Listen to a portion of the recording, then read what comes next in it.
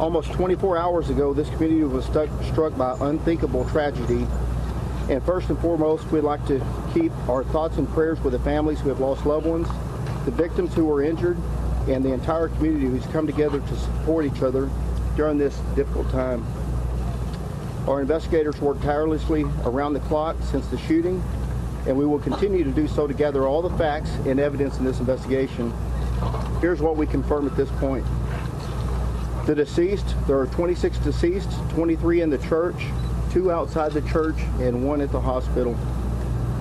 The total wounded include, the total number is 20.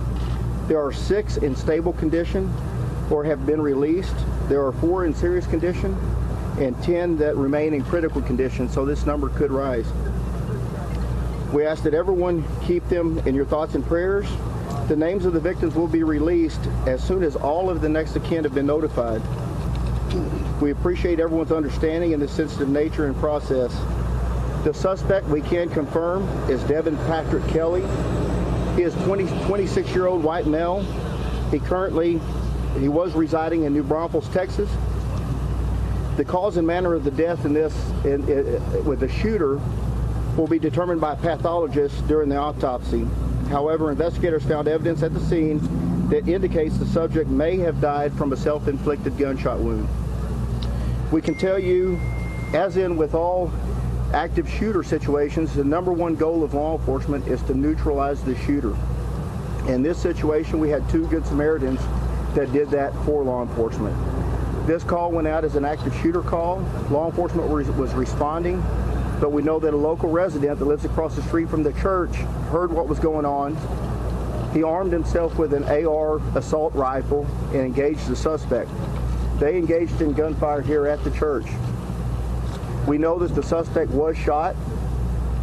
When he dropped his assault rifle, jumped in his Ford Expedition and fled the scene, this Good Samaritan, our Texas hero, flagged down another young man from Seguin, Texas, and jumped in his vehicle, and they pursued the suspect.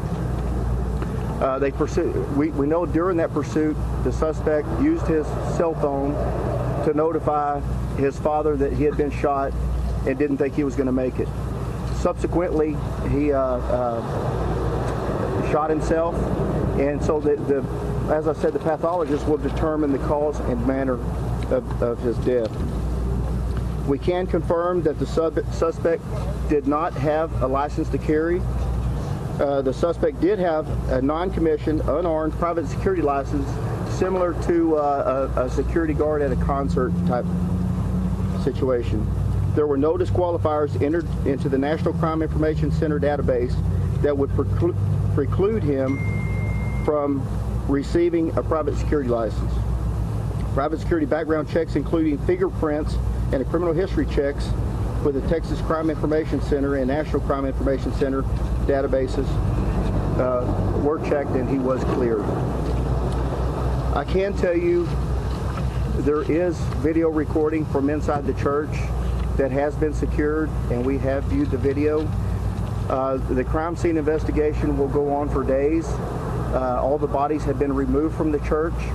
Our victims will be autopsied at the Bexar County Medical Examiner's Office. As I said, our suspect was autopsied this morning in Travis County, and that information will be forthcoming.